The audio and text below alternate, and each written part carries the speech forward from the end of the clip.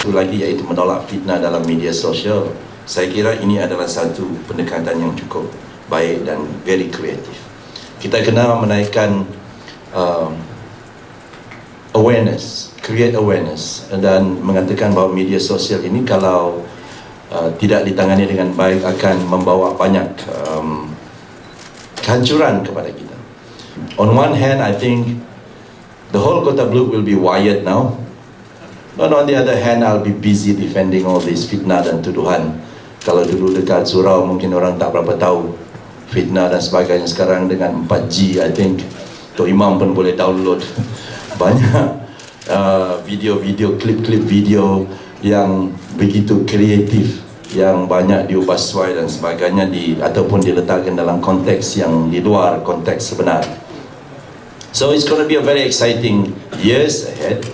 Cumanya saya bersetuju, fitnah ini sudah sampai ke tahap yang memudaratkan. Kita orang politik sudah tentu kita biasa, orang kata kalau takut di lambung ombak, jangan berumah di tepi pantai. Or if you can't stand the heat, don't go into the kitchen or something like that. A little bit of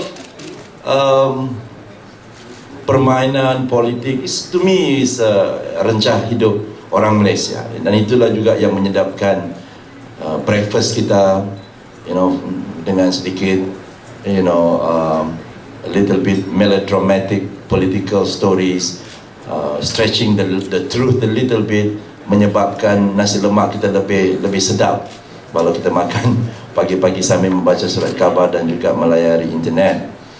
But it has come to a stage where dan sampai ke satu tahap yang ianya memudaratkan. Dan bila ianya memudaratkan, we have to put a stop to it.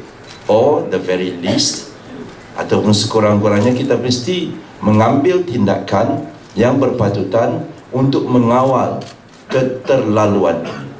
Saya kira tidak ada orang yang boleh mengatakan kerajaan Malaysia ini adalah negara kerajaan yang kukuh besi, yang menidakkan press freedom ataupun kebebasan bersuara. Saya masih ingat lagi debat saya dengan yang berhormat saudara Rafizi Ramli about a year and a half ago, when I was already a minister, yang dianjurkan oleh British High Commission dan juga Nottingham University. Tajuknya ialah kebebasan media di Malaysia.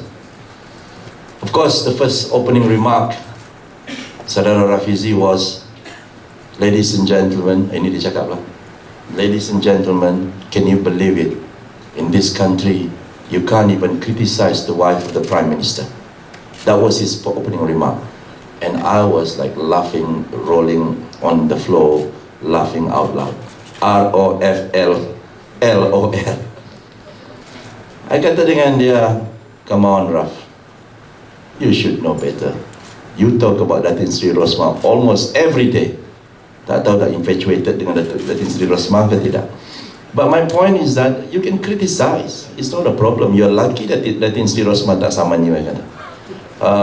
But the truth is, orang kampung saya di Kota Belud akan dapat baca Malaysia Kini, Malaysian Insider, Free Malaysia Today faster than utusan. Dia buka sembahyang lepas sembahyang subuh, buka je WhatsApp, buka je internet, there you are. Malaysia Kini, Free Malaysia Today, the Malaysian Insider, right in the heart, inside the house of a very strong UMNO supporter ataupun orang kampung, pengurusi JKK.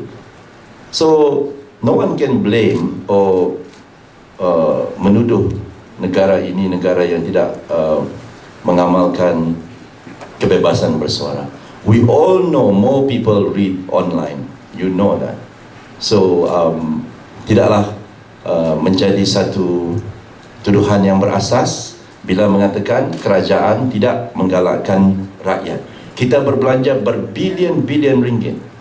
The government is spending billions of dollars rolling out high-speed broadband all over the country. If we were scared of media social, internet, Kita tidak akan belanja berbilion-bilion ringgit untuk memastikan setiap kampung dalam negara ini is wired. Mind you, kampung is our stronghold political base. But we don't mind. You know why? Because we are a responsible government. We are a responsible government because rolling out high-speed broadband is not about politics. It is about easy banking. It is about getting access to information that is good for orang kampung. We want the orang kampung to be knowledgeable, will be able to do their research on YouTube, on internet. So dia juga merapatkan jurang di antara luar bandar dan dalam bandar. We don't mind all the Malaysia Kini ke, I read Malaysia Kini. I'm a subscribed member, so don't think that I don't read you. I am just using your name. Malaysian Insider, Free Malaysia Today, dan juga mana-mana blog lah yang lain, propaganda yang lain juga lah, sampai ke kampung. We have no problem with that.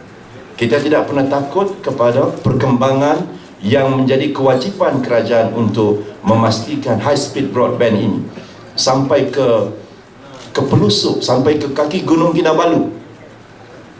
Tetapi we have to draw the line. This is not about UMNO, this is not about politics. This is about kestabilan ekonomi.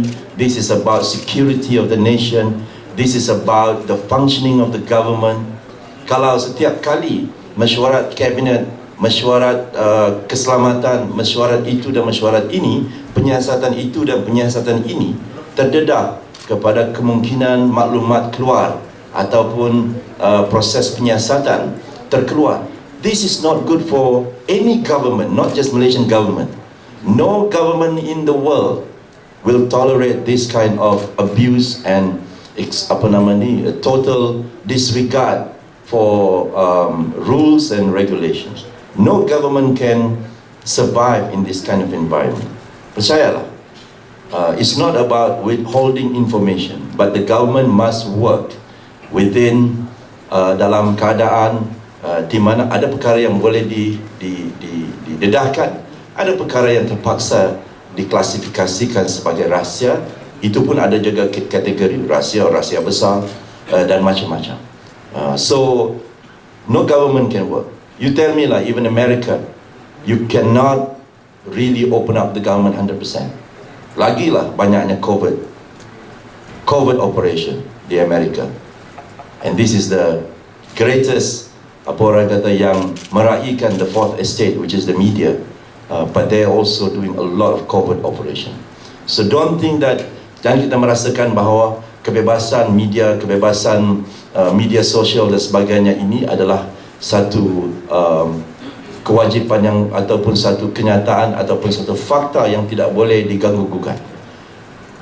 Politic wise, no problem. In fact, I don't know, it makes me feel a little bit younger because every day I have to think like 10 kali lebih cepat dan my mind is working overdrive. I'm sure all the Exco Pemuda as well.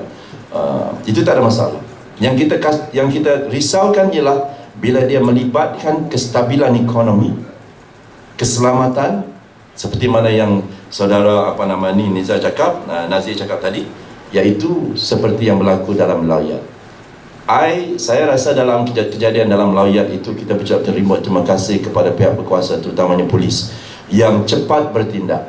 Had it been like 2-3 jam lambat daripada hari itu, saya rasa I don't know what will happen to Kuala Lumpur. So kita bagi tepukan dan sokongan kepada pihak polis di Raja Malaysia.